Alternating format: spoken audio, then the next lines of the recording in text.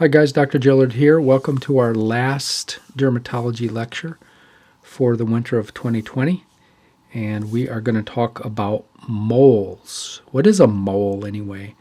Is that a mole? Well, that's one kind of mole. Of course you know that. Another mole? Can you think of another type of mole? Oh, there's a dreaded mole. Inorganic chemistry mole, right? Avogadro's number. Now, we're talking about these things. Those little bumps. And we really don't call them moles. We call them melanocytic nevi. That's plural. Melanocytic nevus is singular. That's a melanocytic nevus there. And we'll actually learn that that's looks like a compound melanocytic nevi. We'll look at the three types of those. All right, some AKAs, just oftentimes they're just called moles. When you hear the word mole, you just think it's an acquired melanocytic nevi, because there's acquired and there's congenital we need to go through. Did I say that? I didn't say that yet. But yeah, acquired, we're going to talk about. We're going to put congenital kind of in the middle here in a second. But yeah, these moles are one of the most common dermatological conditions on the planet. Almost all humans have at least one of these things.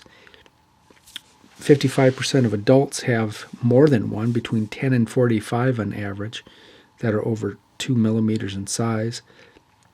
They are considered tumors technically, but they're benign tumors. They typically don't turn into cancer. And they're more common on sun-exposed regions of the skin, so like your face, the back of your shoulders, back of your hands and your forearms. Where do they come from? What causes them? The most common theory is that they are a mutation in melanoblasts. If you remember your histology, remember melanoblasts turn into melanocytes. Melanocytes, of course, is what gives us all our skin color. They inject keratinocytes with melanin, the little octopus-like looking thing.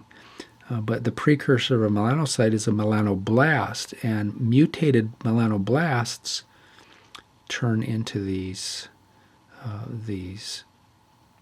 nevus cells. Right?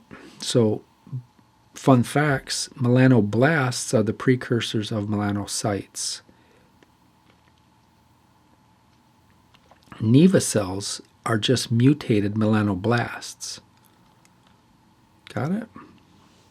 So we're talking about nevus cells. Now, these nevus cells don't occur in isolation. They tend to occur in clusters or groups, and those are called nests. And these nests typically start out in the stratum basale and maybe even into the dermis a bit. They kind of straddle the zone of the stratum basale versus the upper part of the dermis. And then the nevus cells themselves have different degree of pigmentation. They are a pigmented cell, especially in the beginning. And basically, here's a nest right here. This is the stratum basale. This one's starting out. Could have went a little deeper, maybe a little bit into the dermis. But this is a nest of nevus cells. What are nevus cells? They're mutated melanoblasts. And they divide by mitosis, and as they divide, they're ratcheted up. The new ones are pushed up and up and up and up, and these top ones, just like your skin, slough off. So there's a constant upward conveyor belt of these things, so it looks like you have a spot on your skin, but really that spot is always made up of new cells. Right? We'll get into that a little more in a while. So newborn nevus cells move upward, as I just said. They proliferate and move up and become visigote. Now, they may be with you for the rest of your life, but oftentimes they disappear. I remember I had moles for most of my life, and I got into my 50s, and all of a sudden they started disappearing. And that does happen normally. Nevus cells versus normal melanocytes. What's the difference between a normal melanocyte and a mutated melanoblast or a nevus cell? Well, they differ from normal melanocytes in these ways. They're larger, so nevus cells are larger. They don't have the little octopus arms. They don't have the dendrites. They have more cytoplasm in them, and they have much more pigment in them than melanocytes do. Melanocytes never come to the skin surface either. They always stay down in the stratum basale. And these mutated melanoblasts, or aka nevus cells, they can come all the way. They do come all the way to the surface, especially when they first start out.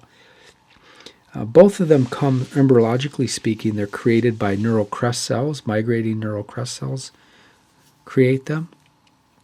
There's 3 different presentations of them. So they start out at the bottom of the stratum basale, then they, or maybe a little bit of the dermis, but they go deeper into the dermis with the passage of time, and they might even get into the subcutaneous tissue occasionally, but that's not good. So they have 3 different looks. Here's a great slide coming up. So the 3 different looks are, the ones little kids have, are flat. They're called junctional nevi. Or if you want to get specific, superficial type A nevus cells. So junctional nevi are made up of superficial type A nevus cells. Then they start to go a little bit deeper. The nest moves down into the dermis, deeper into the dermis, kind of in the middle region. And those cells take on a little more different morphology. They're called type B nevus cells at that point. And then the dermal nevus is even deeper. It's all the way down at the bottom of the dermis, and those are made up of superficial type C nevus cells. Here's a really cool picture. So there's a little kid's mole. It's flat. It doesn't have any hair coming out of it. Maybe pretty dark looking in color. If you do histological sample, you can see nevus cells down at the junction. That's where it gets the name junctional region. It's at the junction between the epidermis and dermis.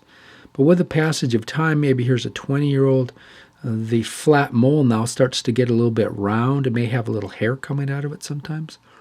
It's not super raised up, and it doesn't look like have a warty appearance, verrucous that's called. So these are at medium depths in the dermis. Those are called compound nevi, or nevus singular. And then older people, when they start to disappear, the nest moves down into the bottom of the dermis. And therefore, some of the cells that are migrating upward, they kind of get trapped here, and the lesion starts to lose color. So it could be skin color. It also tends to become warty, and it can eventually disappear too at this point. So that's an important slide. That should have a lot more slides or stars on it. So there's a nevus cell histological sample, and you can see these are a nest cell right here and more nest cells here. You see how they go up and color the skin up here at the top. What is the typical color? The nevus cells produce various shades or various amounts of melanin. And the more melanin they have, the darker in color they get. And they don't have any tentacles to get rid of it like regular melanocytes do.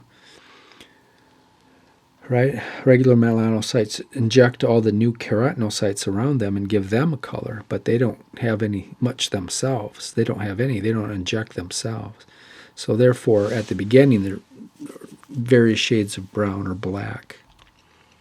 Remember your histology. There's a run-of-the-mill melanocyte. Stratum basale would be right here.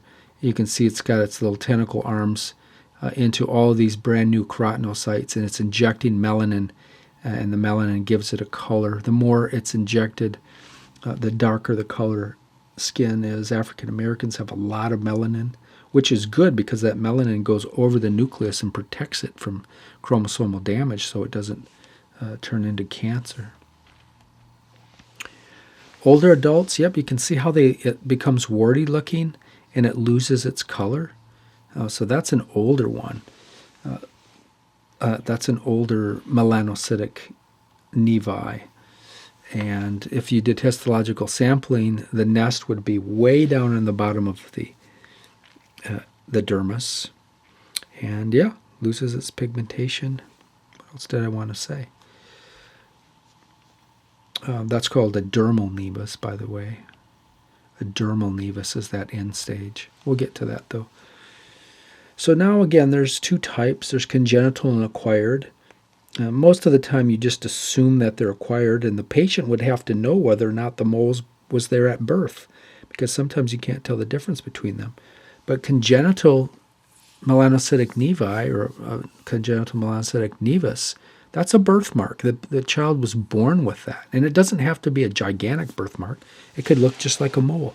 But if you're born with a mole, it's a congenital melanocytic nevi. Moles usually pop up in childhood, and those are be acquired because they occurred after birth. See how that works?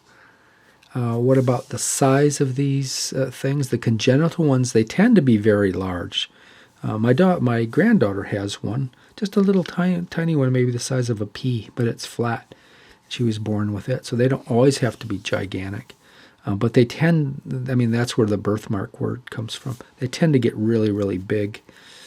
The acquired melanocytic nevi are never really more than about 15 millimeters in diameter, so they're not nearly as big.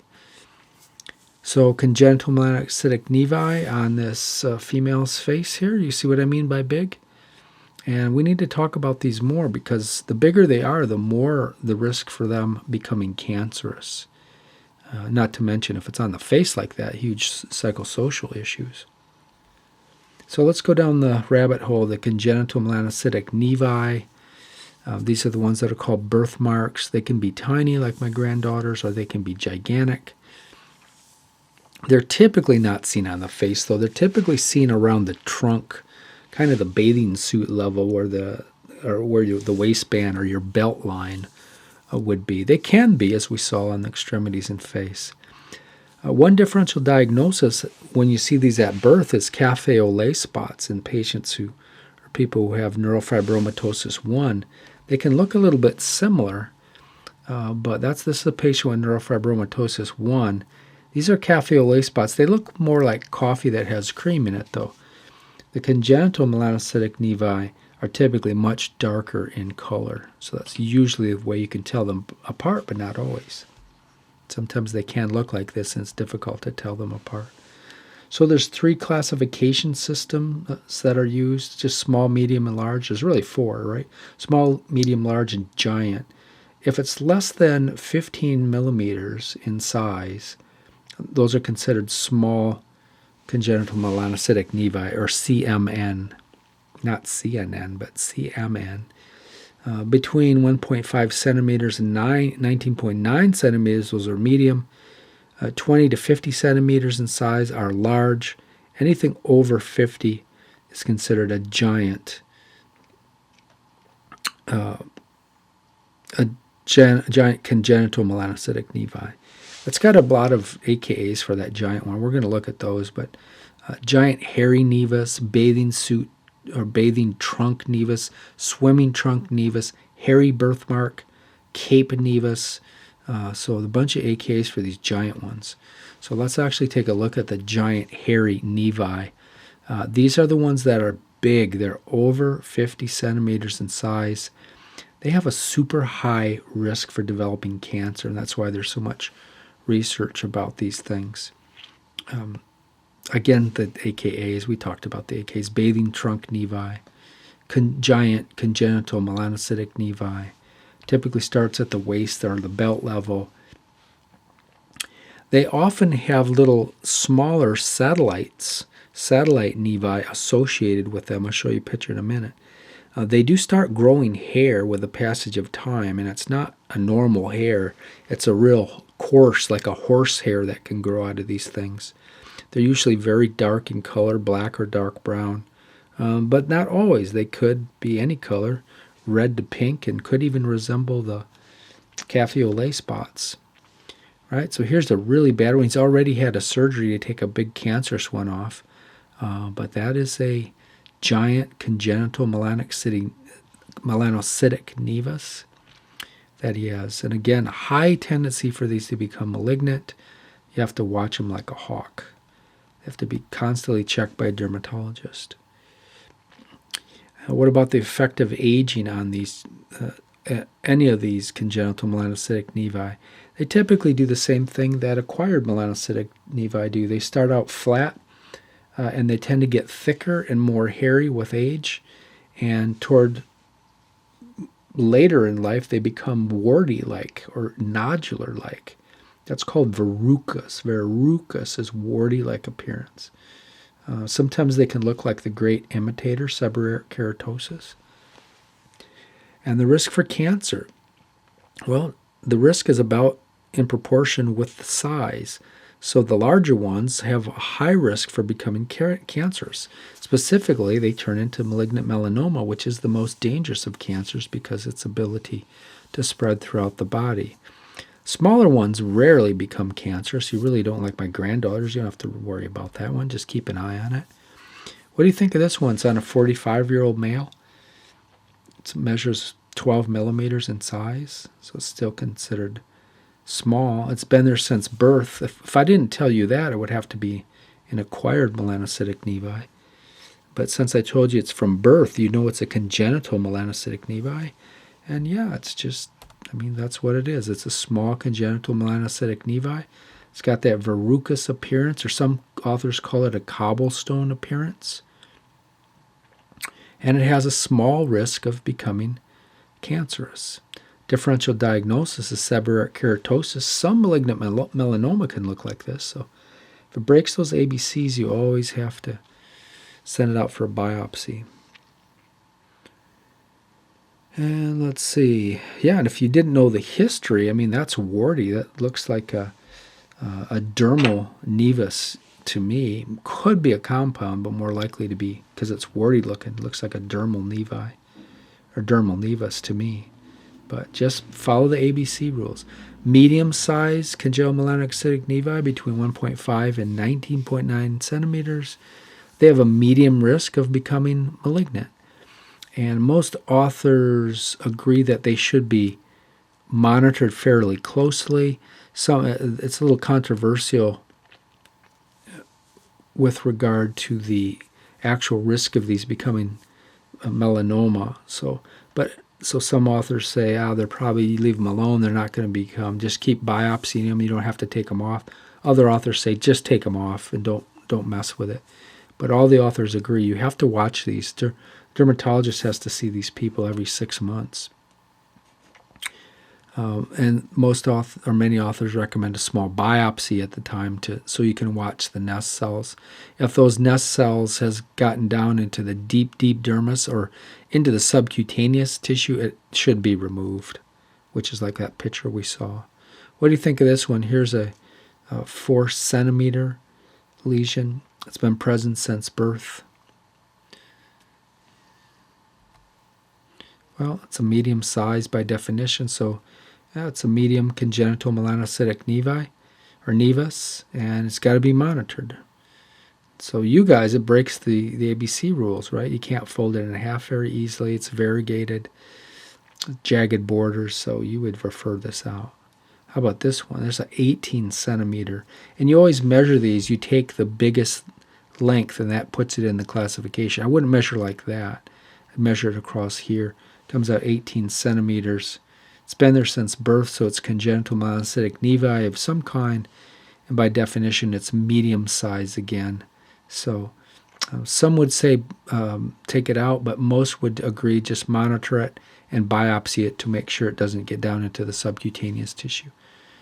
A large congenital melanocytic nevi has to occupy over 5% of the body surface, or the longest length of it has to be 20 centimeters.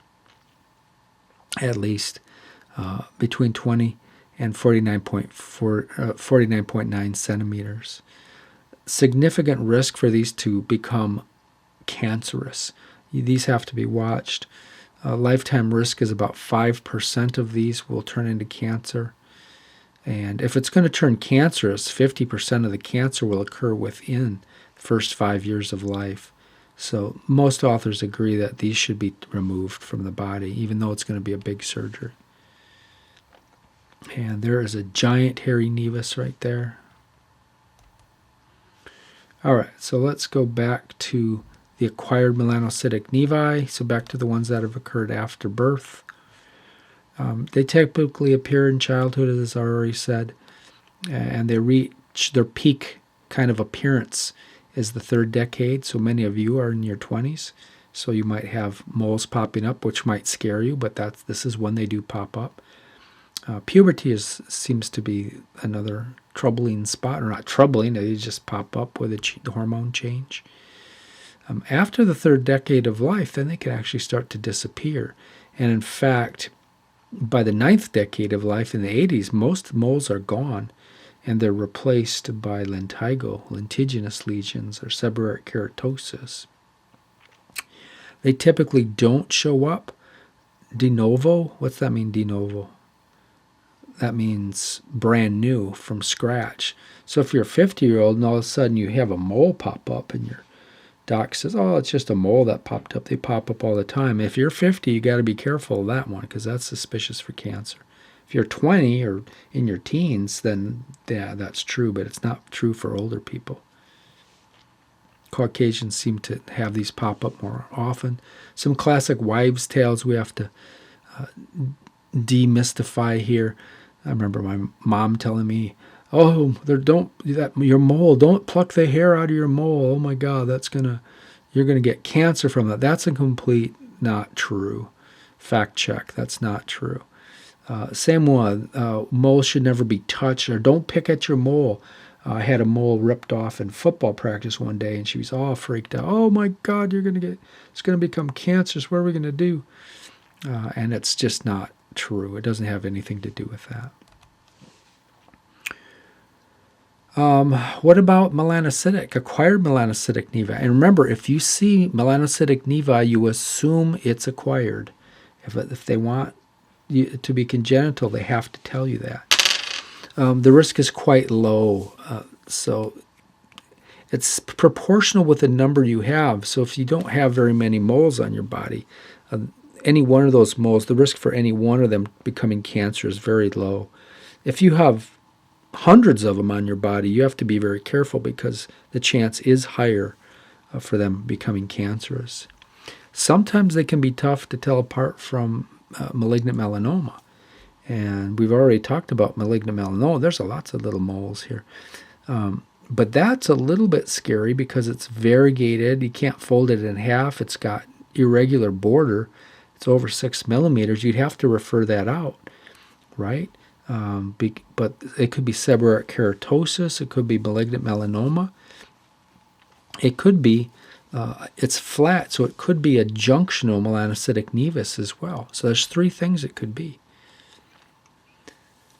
And yeah, they can be variegated. We just showed you a mole that's variegated right there. That's still a mole. But sometimes the only way you can tell is to do a biopsy, and then the pathologist would see the nest cells and go, oh yeah, that's a mole.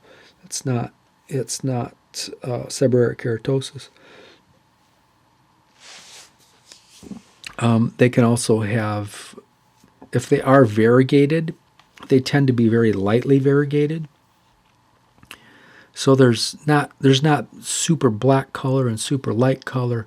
This is lightly variegated. It's just a little dark brown here in a couple spots. So the color contrast of this is not really that great, which makes you think it's not cancerous.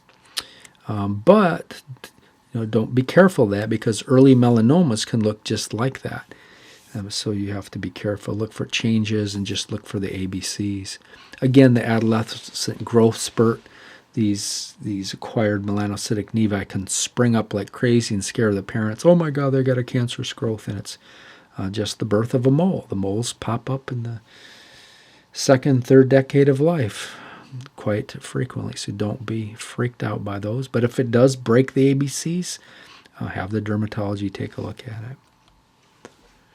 What about the subdivisions? So we've talked about these again. The JCD, I don't really have a good analogy for that. I just remember JCD for some reason. Junctional, compound, and dermal. And these go with age. These are younger, medium age, and older age. So that's kind of another way to think about them. And the older they grow, the deeper into the dermis they get. These are very superficial. They're actually at the junctional region between the epidermis and dermis. Compounds are in the middle of the dermis. Dermal are down deep in the dermis. They should never go into the subcutaneous tissue. So let's look at junctional nevi again. And again, they pop up in childhood, usually after the age of 2. And this is the first mole. It could be with you for many, many years. And it could change its look as time goes by, as the nest cell moves deeper and deeper into the junctional region. It's located at the dermal-epidermal junction. That's why it has the term junctional region. It's typically medium to dark brown in color. It can be black, though. Usually fairly flat. It's a flat macule, so flat is the key here. It doesn't have any hair. It's not verrucous. It's not warty looking. It looks a lot like lentigo. And there's a perfect example. Flat. It is a little variegated, but it's not densely variegated. That's 3 millimeters in size. So, that's a classic junctional nevus there. Again, they're typically hairless. They don't progress into malignant melanoma. It's very, very rare. If they did progress, how would you know? It would get bigger. It would change. A mole that changes appearance within 3-4 months or so, that's not a good sign. So if it did, that's what would happen, but it's very, very rare. They do morph into a compound nevus with the passage of time as the nest moves deeper into the dermis. What about this one? So it's 4 millimeters. It's a little bit variegated. It's dark in the middle. It's a little lighter. You could almost fold it in half, though, so it's not quite as scary looking. It doesn't break a lot of the rules. It is flat looking. It is flat, I can tell you. And that's just a run-of-the-mill mole. That's a junctional nevus. Specifically, it's a junctional acquired melanocytic nevus, if you want to give the full name to it. How about this one? This one is 9 millimeters. And some of you are going, oh, that doesn't look that good. It does have kind of jagged borders. It's light brown here. It's darker in the middle. I mean, this one would immediately flag you to go to the dermatologist because it looks like superficial spreading malignant melanoma, which we've already talked about. And it could be seborrheic keratosis, but it could even be a junctional nevus as well. So now we have another one to throw into the mix. It actually turned out to be seborrheic keratosis, but it could have been a kind of an atypical junctional nevus. And there's many different types of mold. I'm just not going to have time to get in on like the spits, and there's all kinds of different types of moles, and that's just beyond the scope of this class. I would love thinking about making this. At least it's been brought up and seems to be agreed upon that this needs to be a 2-hour-a-week class. And that would be wonderful. I could get a lot more dermatology in, but we'll see if that happens or not. So you make the referral because it broke the ABCs. All right, so a little bit older, maybe a teenager now. If you've had this since you're 2 or 3 years old, it changes. The nests move, the nevi cells of the nest migrate down into the mid-dermis, and that results in the top of the mole being more rounded. So these become elevated. Still brown in color, and they may have hair starting to grow. Sometimes that's a sign. The junctional nevus or junctional nevi never have hair growing out of them. Well, I should never say never, but it's very rare for hair to be growing out of them. But these do. So I couldn't find really great pictures of these. Here's a 4 millimeter. It is slightly raised. It's a little bit variegated, but not crazy variegated. So that's a compound nevus. And does it have hair? I don't think it has hair coming out of it, but yeah. And so that's what that is. It's not verrucous. If it was all warty looking, then it could be a dermal nevus when it gets lumpy, bumpy, or warty looking. But how about this one? It's 5 millimeters in size. It's pretty much one color. It's definitely raised up, so that's just a compound nevus. These are quite common. There's a 4 millimeter one. It's a little variegated, though, isn't it? It's not coarsely variegated. It's not black here and gray here, and we've seen superficial spreading melanoma, but nevertheless, it breaks the ABC rule. So although it's only 4 millimeters, you still should refer it out just to be safe. I mean, I'm not that concerned about that one. That did turn out, it's a little bit raised here, so that's a compound nevus. Oh yeah, this one, you remember that lecture. This is 9 millimeters. It is slightly raised, part of it. That's superficial spreading malignant melanoma, right? We got dark here. We have gray almost here.